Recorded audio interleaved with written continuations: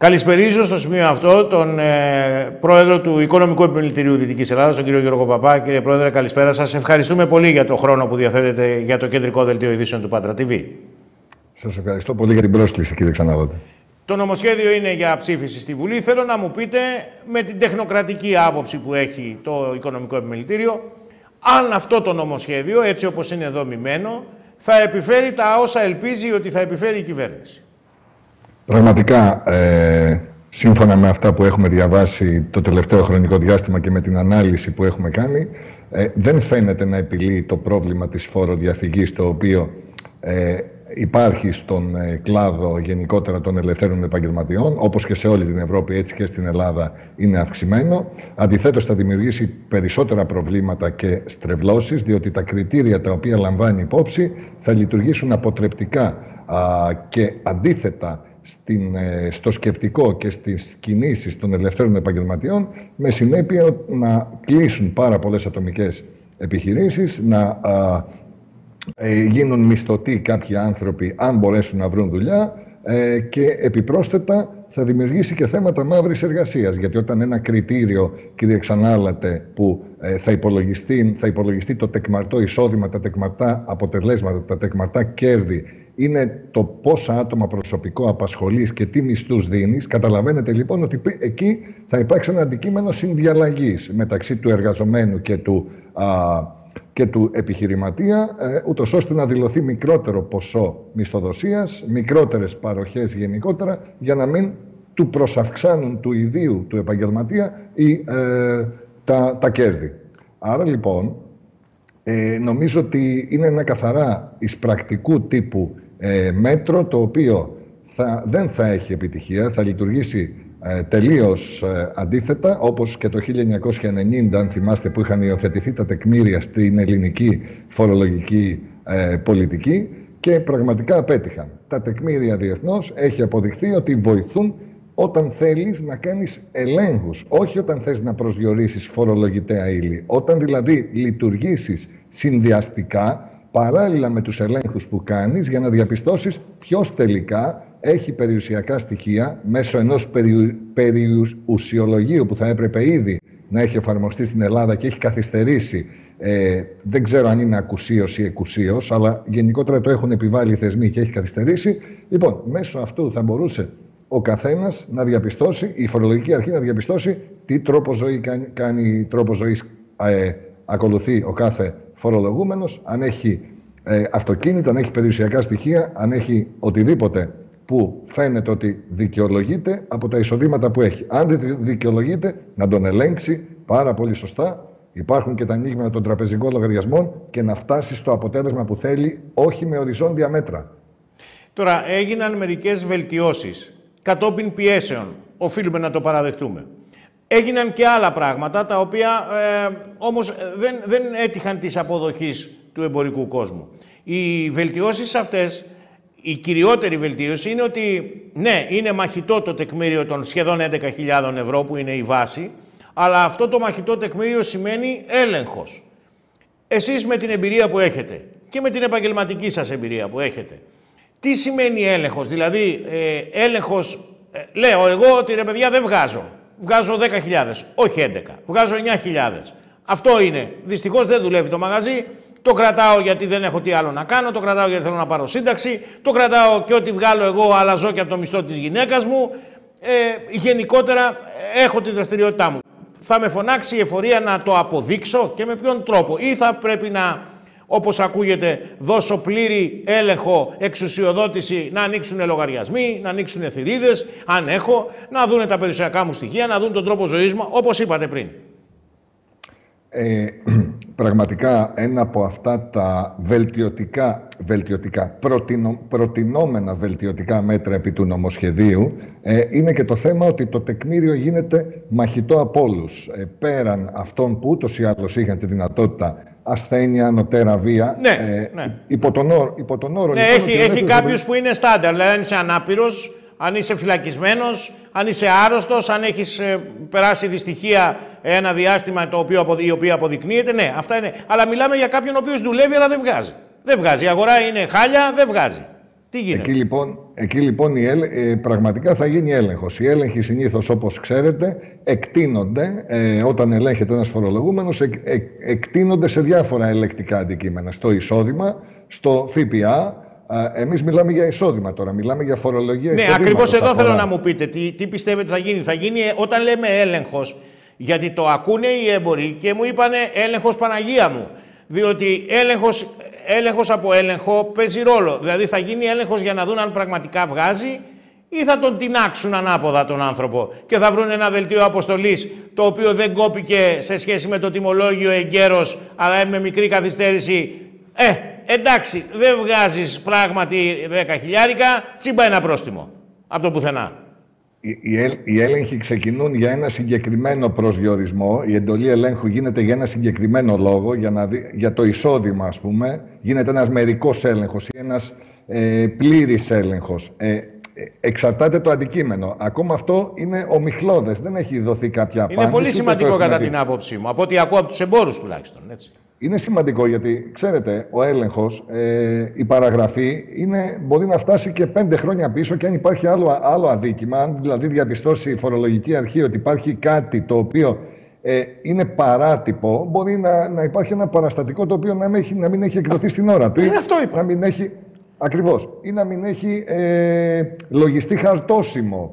Πήρε μια ατομική επιχείρηση. Ακούστε, μια ατομική επιχείρηση δεν λειτουργεί. Παίρνει το ταμείο, το βάζει μέσα στην επιχείρηση, το ξαναπαίρνει, το ξαναβάζει. Δεν λειτουργεί απαραίτητα με τραπεζικό λογαριασμό, λειτουργεί με τα μετρητά που λέμε. Εάν παίρνεις από την επιχείρηση κάποιο ποσό, τη δική σου την επιχείρηση για να ζήσεις, να βιοποριστείς, αυτό ενδεχομένως θεωρείται και δάνειο της ατομικής επιχείρησης προς εσένα. Δηλαδή εκεί μπορεί να σου βάλει και χαρτόσημο, που είναι από τον κωδικό νόμο χαρτοσύμου του 1931. Και να μην το έχεις κάνει. Και να μην το έχεις κάνει αυτό και να πάρεις πρόστιμο εκ του μηδενός, εκεί που ήσουν. Δεν είχες κανένα πρόβλημα. Ναι, ακριβώς εδώ θέλω να σταθώ. Διότι ρωτούν τους υπουργούς, και εμείς εδώ προσπαθήσαμε, αλλά δεν μας έκατσε που λένε. Ρωτούν τους υπουργούς διάφορα πράγματα. Δεν ρωτάνε λοιπόν, αφού είναι μαχητό, κύριε Υπουργέ. Μάλιστα, θα γίνει έλεγχος. Βεβαίως, διότι όποιος πει ότι δεν θέλω να με ελέγξεις, είσαι και ύποπτος, δεν το συζητάω καν. Δεν το συζητάω. Αλλά πέστε μας τον τρόπο με τον οποίο θα γίνει ο έλεγχος. Θα γίνει έλεγχος πώς? Στοχευμένα, δηλαδή, έλα εδώ να δούμε πόσα έβγαλες, τι έχεις έξοδα, τι σου έμεινε, να σε φορολογήσουμε ή όχι, ή θα πιάσουμε το μαγαζί και με την ευκαιρία που κάνουμε τον έλεγχο για το εισόδημα θα το ξετινάξουμε ανάποδα και όπως πολύ σωστά είπατε, στα 5 χρόνια θα του βρούμε ένα χαρτόσημο να λείπει και πάρε και ένα πρόστιμο. Εντάξει. Θέλω να πω λοιπόν, αυτό μένει να δούμε πώς θα ενσωματωθεί αυτό στο νομοσχέδιο και αν θα προκύψει ή εάν θα βγει διευκρινιστική από τις εγκυκλίους της ΑΔΕ μετά. Πώς γίνονται οι έλεγχοι. Και με ποιο τρόπο γίνεται αυτός ο έλεγχος? Τώρα συνεχίζει αυτή την ψηφιακή εποχή να πηγαίνει ο εφοριακός στην ατομική επιχείρηση, στο mini market και να κάτσει μέσα και να πει φέρε μου εδώ τα βιβλία σου. Έτσι γίνεται. Ακούστε. Τώρα έχουμε μπει στη διαδικασία των My Data, των ηλεκτρονικών βιβλίων. Από 1η-1η-24 είναι υποχρεωτικά. Θα διαβιβάζονται τα έσοδα και τα έξοδα στην πλατφόρμα της ΑΑΔΕ. Επομένως η ΑΑΔΕ μπορεί να δει σε πραγματικό χρόνο, να κάνει έλεγχο γραφείου. Δεν χρειάζεται να πάει στην επιχείρηση. Να κάτσει και να δει τι παραστατικά εξέδωσε αυτός ο ελεύθερος επαγγελματίας, τι παραστατικά του εξέδωσαν οι άλλοι, δηλαδή τα έξοδα, οι προμηθευτές του κλπ. Και να κάνει τη σύγκριση. Από εκεί και πέρα. Εάν κάνει ένα περαιτέρω έλεγχο και δει τι αγορές έκανε αυτός ο άνθρωπος, αν είναι εμπορική επιχείρηση, ή ένα βασικό στοιχείο ελέγχου, κύριε Ξανάλατε, είναι το άνοιγμα των τραπεζικών λογαριασμών. Βέβαια. Είναι πολύ βασικό στοιχείο. Βέβαια. Άρα λοιπόν, τι θα κάνουν? Θα πάρουν τη φορολογική δήλωση, κατά τη γνώμη μου, το πρώτο πράγμα, για τη συγκεκριμένη χρονιά που είναι το τεκμήριο μαχητό και το ζητάω ο φορολογούμενος, θα πάρουν κινήσεις τραπεζικών λογαριασμών να δούνε αν τα έσοδα, αν οι δαπάνες συνάδουν με τα έσοδα τα οποία είχε, είναι παραπάνω, αλλά προφανώς υπάρχει αποκρυφθήσα φορολογητέα ύλη κατά την ΑΔΕ, αν και εδώ μπορεί να υπάρξει ανάλωση προηγουμένων ετών. Ναι, ανάλωση κεφαλαίου η λεγόμενη. Ακριβώς. Σωστό. Είναι σύνθετο το ζήτημα. Άρα λοιπόν. Ναι, γιατί μπορεί κάποιος, με συγχωρείτε, μπορεί κάποιος να εκποιήσει ένα περιουσιακό του στοιχείο. Συμφωνώ. Αυτό θα πρέπει να το αποδείξει ή θα πρέπει να έχει συσσωρευμένα χρήματα καταθέσει στο εξωτερικό από τα προηγούμενα χρόνια και να τα αιτιολογήσει λοιπόν. Εκεί είναι μια μεγάλη διαδικασία αυτή και πραγματικά θα υπάρξει άνοιγμα τραπεζικών λογαριασμών και ενδεχομένως ξέρετε πολύ καλά ότι αν η φορολογική δίκηση διαπιστώσει ότι κάτι δεν της κάθεται καλά στο μάτι ή ότι υπάρχει ζήτημα και ότι αυτό γινόταν και τα προηγούμενα χρόνια, μπορεί να πάει και πίσω. Δεν της απαγορεύει κανείς να πάει σε χρονιές πίσω και να δει ότι πραγματικά, αφού δεν μου δήλωσες τώρα αυτά, τεκμέρεται κατά την κρίση μου και κατά τη δειγματοληψία και τον έλεγχο ότι και πίσω έκανες αυτά τα πράγματα, άρα εγώ μπορώ να σου διεκδικήσω φορολογητέα ύλη. Μάλιστα. Ερώτηση.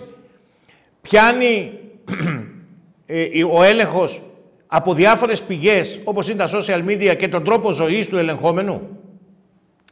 Ο έλεγχος, όπως έχει αποδειχθεί το τελευταίο χρονικό διάστημα, πηγαίνει σε αυτές τις διαδικασίες, στον τρόπο ζωής, λαμβάνει παραστατικά από εταιρείες κινητής τηλεφωνίας, παραστατικά λογαριασμούς από εταιρείες ενέργειας, λογαριασμούς από οτιδήποτε άλλο εσύ πληρώνεις δαπάνες, τα οποία καταγράφονται. Μπορεί να έχει και λογαριασμούς από σούπερ μάρκετ, δηλαδή αν έχεις έξοδα, εσύ κόβεις τιμολόγιο, πας σούπερ μάρκετ και κόβεις τιμολόγιο, σου παίρνει και αυτά και στα αξιολογεί. Σαφώς οι νέες τεχνολογίες... Ναι, όλα αυτά για να αποδείξεις ότι είναι μαχητό το τεκμήριο, έτσι. Γι' αυτό συζητάμε.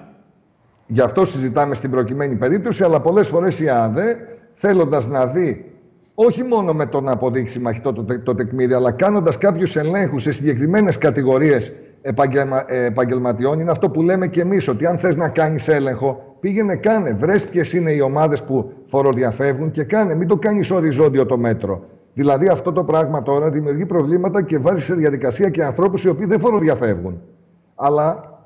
Αυτοί που δεν φοροδιαφεύγουν φαντάζομαι ότι δεν φοβούνται και τον έλεγχο, έτσι. Συμφωνώ απολύτως. Αυτοί που θα φοροδιαφύγουν θα πούνε με δικαιολογία δεν θέλω να μου ελέγξεις, εγώ τόσα βγάζω, είμαι ειλικρινής, βγάζω 9 χιλιάρικα. Ναι, αλλά όταν του λέει του αλουνού ότι εσύ βγάζεις 9 χιλιάρικα, να σε ελέγξουμε, και λέει πολύ ευχαρίστως, πάρτε όλα τα στοιχεία, εδώ είμαστε. Και κάποιος που λέει ότι δεν θέλω να με ελέγξεις, αυτός ο τελευταίος είναι ύποπτος. Πώς το κάνουμε δηλαδή? Μπαίνουμε σε μια διαδικασία να κάνουμε ένα οριζόντιο μέτρο. Ναι, είναι δύσκολο το οριζόντιο μέτρο πολύ. Δεν το αμβλύνει αυτό το μαχητό. Το αμβλύνει. Όχι. Σου λέει εσύ να ζητήσεις να ελεγχθείς. Εσύ να μου πεις, να μου αποδείξεις. Ναι, ενώ στην πραγματικότητα πρέπει η φορολογική αρχή εδώ θα συμφωνήσουμε. Να πηγαίνει και να κάνει ανάλυση ρίσκου. Έχει όλα τα δεδομένα. Έχει τις φορολογικές δηλώσεις, έχει τραπεζικούς λογαριασμούς. Από μόνη της να πάει και να πει: μάλιστα, κύριε Παπά, με αφημεί αυτό. Εγώ είδα ότι έχετε δηλώσει αυτά και οι τραπεζικοί σας λογαριασμοί λένε αυτά. Ή εσείς κάνετε μεγάλη ζωή, κάνετε ταξίδια, κάνετε αυτά και δηλώνετε 5.000. Δηλαδή αυτά πρέπει να τα δει η φορολογική αρχή. Σωστά. Από μόνη της, στοχευμένα σε κατηγορίες. Όχι να βάζει ένα οριζόντιο μέτρο επί δικαίων και αδίκων και να θέλει να αποδείξει ο δίκαιος μετά αυτό. Σωστά. Θέλω να μου πείτε επίσης κάτι άλλο. Είπε ο κύριος Μητρόπουλος, τον είδαμε και τον ακούσαμε πριν από λίγο στο ρεπορτάζ, το είπε σε μένα στο ραδιόφωνο του Sky το πρωί, ότι πολλές διατάξεις από το νέο φορολογικό νομοσχέδιο θα καταπέσουν στα δικαστήρια γιατί είναι αντισυνταγματικές. Με πρώτη, μάλιστα είπε χαρακτηριστικά που δεν έχει τολμήσει ούτε η σχολή του Σικάγο να την εκπονήσει και να την εφαρμόσει, πως ένας νόμος ο οποίος ψηφίζεται τον Νοέμβριο θα έχει αναδρομική ισχύ του 23, θα έχει αναδρομική ισχύ όλο το έτος του 23 για φορολόγηση. Κοιτάξτε να δείτε, ο κύριος Μητρόπουλος είναι ένας εξαίρετος νομικός και επαγγελματίας. Εγώ δεν είμαι νομικός, είμαι ορκωτός ελεκτής. Παρ' όλα αυτά κάνω χρήση του νόμου όταν και όποτε το απαιτείται. Λοιπόν, όταν και όποτε απαιτείται. Το νομοσχέδιο φαίνεται ότι παραβιάζει βασικές αρχές του φορολογικού δικαίου. Παραβιάζει την αρχή της αναλογικότητας του φόρου, την αρχή της φοροδοτικής ικανότητας, την αρχή της ισότητας, και αυτές οι τρεις αρχές οι οποίες υπάρχουν και ασχολούνται με θέματα φορολογικά και οικονομικά αναδύουν θέματα αντισυνταγματικότητας. Δεν μπορείς να λες στο τέλος του χρόνου, γιατί παραβιάζει η αρχή της βεβαιότητας του φόρου. Δεν μπορείς να λες στο τέλος του χρόνου, ενώ ξέρει ο καθένας τι θα πληρώσει και έχει κάνει τον προγραμματισμό του, τις ταμειακές του ροές, έχει λειτουργήσει με το λογιστικό προσδιορισμό, έσοδα μείον έξοδα. Ξέρετε, η λογιστική είναι η επιστήμη που προσδιορίζει τα αποτελέσματα, δεν είναι η φορολογία. Η λογιστική σου λέει ότι εγώ κόβω τόσα παραστατικά, τόσα είναι τα έσοδά μου, τόσα είναι τα έξοδά μου, ό,τι μένει λογιστικά που τα αποτυπώνω στα βιβλία θα το πληρώσω. Έρχεται και λέει λοιπόν ο νόμος, δεν είναι έτσι, δεν σου αναγνωρίζω τα βιβλία, άρα μου λέει κακώς πληρώνω εγώ λογιστή να τα απεικονίζω στα βιβλία μου. Με βάζει με ένα τεκμήριο το οποίο είναι αυθαίρετο, Το κατώτατο μισθό, λέει, ένα κριτήριο είναι ο κατώτατος μισθός του ενός εργαζομένου, ενός μισθωτού. Αυτό είναι αυθαίρετο. Δεν μπορεί να λειτουργήσει. Είναι και ένα σημείο το οποίο θα καταπέσει. Επίσης, δεν μπορείς να λες στο τέλος της χρονιάς να γυρίζεις πίσω να εισπράξεις φόρο τη στιγμή που ο ελεύθερος επαγγελματίας πρέπει να έχει 30% του εισοδήματός του σε αποδείξεις. Αν δεν έχει μαζέψει αποδείξεις 30%, θα έχει πρόβλημα. Άρα του λες, το εισόδημά σου, αν εγώ είχα 5.000, αν το τεκμαρτό μου είναι 10.000, πρέπει να βρω εγώ αποδείξεις για 10.000. Μέσα σε ένα μήνα. Καταλαβαίνετε τι σημαίνει αυτό. Άρα σου δημιουργεί... είναι απολύτως κατανοητά αυτά που λέτε και όλα αυτά που μας περιγράφετε έχουν ένα μανδύα παράλογου. Το ερώτημα είναι, η κυβέρνηση δεν μπορεί να αντιληφθεί και όλοι αυτοί οι οποίοι καταστρώνουν αυτό το νόμο, έγραψαν αυτό το νομοσχέδιο που κατά πολλούς εμπόρους δεν έχουν δουλέψει, το λέω ευθέως, δεν έχουν δουλέψει στο ελεύθερο επάγγελμα ούτε μία ώρα, λένε οι έμποροι, λέει η αγορά αυτή την ώρα, με αυτό το νομοσχέδιο έτσι όπως είναι γραμμένο και όπως μας το περιγράφετε και όπως λένε και άλλοι, όπως ο κ. Μητρόπουλος. Δεν ξέρουν λοιπόν ότι αυτά θα καταπέσουν. Δεν είναι κακό μια κυβέρνηση να φτιάχνει ένα νομοσχέδιο το οποίο κινδυνεύει σε πολλά σημεία του να καταπέσει από τα δικαστήρια λόγω αντισυνταγματικότητας. Κοιτάξτε να δείτε κάτι. Γιατί το γράφουν αυτό? Εκτιμώ ότι το νομοσχέδιο αυτό καταρχήν δεν ρωτήθηκε ο επιστημονικός φορέας του κράτους, το Οικονομικό Επιμελητήριο. Δεν ερωτήθηκε. Δεν έπρεπε στην Έχετε ερωτηθεί σε προηγούμενα νομοσχέδια εσείς, φορολογικά? Ενίοτε κάποιες φορές. Κάποιες φορές. Μην το στρογγυλεύετε. Ποτέ δεν σας ρωτήσαν στην ουσία. Ναι. Σε σοβαρά φορολογικά νομοσχέδια σας είχαν απ' έξω. Δεν το συζητάμε. Κανέναν σύμβουλο εν δυνάμει της κυβέρνησης δεν έχει συμβουλευτεί καμία κυβέρνηση. Ούτε το τεχνικό επιμελητήριο, ούτε το οικονομικό επιμελητήριο, ούτε το βιομηχανικό. Εκεί μπορεί. Εκεί στο βιομηχανικό δεν παίρνω και όρκο. Αλλά αυτούς όχι. Τώρα μην. Εντάξει. Όμως θα καταπέσει.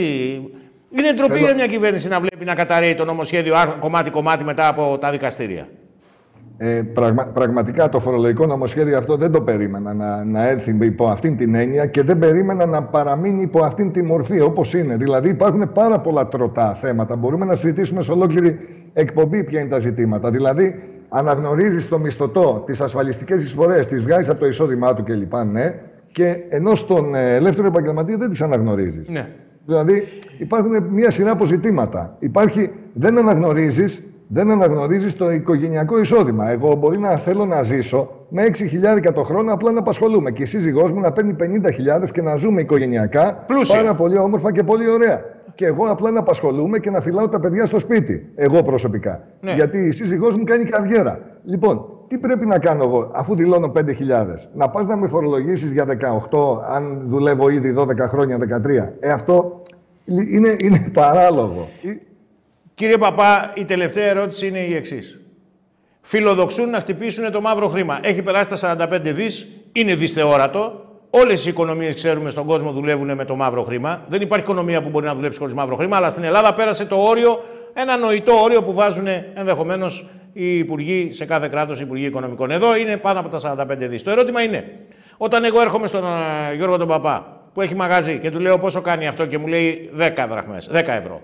Και ξαφνικά το 10 ευρώ έχει μέσα και 24% ΦΠΑ και του λέω δεν θέλω, αδερφέ, να το πληρώσω, δεν με ενδιαφέρει η απόδειξη, έχω πιάσει το όριό μου. Έτσι δεν είναι? Είμαι καλυμμένος από το όριό μου. Πάρ' τα λεφτά χωρίς να μου κόψει απόδειξη, κερδίζω το ΦΠΑ, το παίρνω, φεύγω. Εσείς στην τσέπη σας, εγώ στην τσέπη μου το προϊόν. Αυτή τη συναλλαγή κανένα μοντέλο δεν μπορεί να την πιάσει. Αν εσείς δεν πάρετε τα μαύρα λεφτά αυτά, να τα βάλετε στην τράπεζα, να φανεί διαφορά στις καταθέσεις αυτές τις πράξεις, και αν εσείς δεν βγείτε έξω στο δρόμο, να πάτε στα μπουζούκια, να τα χαλάσετε, να δείξετε στα social media ότι κάνετε μια ζωή έτσι πολύ πλούσια, ενώ δηλώνετε διαφορετικά, δηλώνετε χαμηλά, δεν πρόκειται να τα πιάσει κανένας. Κάνω λάθος? Πλαστικό χρήμα. Άστο το πλαστικό. Μέτρο. Εδώ, μετρητά. Τσέπη με τσέπη. Πώς θα καταπολεμηθεί? Λέμε λοιπόν ότι η φοροδιαφυγή θα καταπολεμηθεί. Αφού μέχρι 500 ευρώ μπορώ να τα δίνω μετρητά. Να μειωθεί και να μειωθεί το όριο, να μειωθεί πάρα πολύ και στο τέλος να καταργηθεί. Να είναι μόνο με κάρτα. Να μην υπάρχουν μετρητά. Μου έλεγε φίλος μου από την Αμερική ότι πήγε να ψωνίσει σε έναν δρόμο που πήγαινε στην Καλιφόρνια, σταμάτησε σε ένα σούπερ μάρκετ και μπήκε μέσα να ψωνίσει. Πήρε το καρότσι, ψώνισε, φτάνει στο ταμείο, πήγε να βγάλει δολάρια μετρητά. Δεν τα πήρανε, μόνο με κάρτα ψωνίζεις. Καταλάβατε λοιπόν. Απαράτησε το καρότσι και έφυγε. Άρα λοιπόν τι λέμε. Πλαστικό χρήμα μόνο πλαστικό χρήμα. Οι τράπεζες να φροντίσουν ανάλογα με το ύψος των συναλλαγών να μειώσουν και τις προμήθειες. Δεν μπορούν να παίρνουν προμήθειες αγοράζοντας από ένα πακέτο τσιγάρα με ένα αυτοκίνητο η προμήθεια να είναι η ίδια. Καταλαβαίνετε τι εννοώ. Εντάξει, πρέπει να υπάρχει η αρχή της αναλογικότητας. Άρα, πλαστικό χρήμα, σύνδεση ταμιακών μηχανών με ΠΟΣ, στα επαγγέλματα στα οποία υπάρχει μεγάλος κίνδυνος φοροδιαφυγής και μεγάλο περιθώριο φοροδιαφυγής, υποχρεωτικά πληρωμή με ΠΟΣ. Έτσι, τώρα δεν θέλω να πω τα επαγγέλματα και είναι γνωστά, τα έχει πει η κυβέρνηση. Τα έχει πει η κυβέρνηση, τα έχει πει το κράτος. Υποχρεωτική υδραυλική, πληρωμή ηλεκτρολόγοι. Υποχρεωτική πληρωμή με πώς. Υποχρεωτική πληρωμή με πώς και με κάρτα. Και επίσης αυτά να εκπίπτουν από τη δική μου φορολογική δήλωση. Από εμένα. Ο κύριος Θεοχάρης βγήκε και είπε σε εμάς εδώ, το μεταδώσαμε, ότι έτσι μας προστατεύουν γιατί μπορούμε να κάναμε σπατάλη και να φτωχαίναμε. Δηλαδή απίστευτα πράγματα. Δεν μπορώ να το κατανοήσω αυτό. Εγώ σας λέω πραγματικά πώς λειτουργεί το σύστημα και πώς πρέπει να γίνει αυτό. Πλαστικό χρήμα, πώς στα επαγγέλματα υψηλής φοροδιαφυγής, έλεγχος τεκμηρίων. Τα τεκμήρια, εγώ δεν αντιλέγω με τα τεκμήρια, να χρησιμοποιηθούν για τον έλεγχο.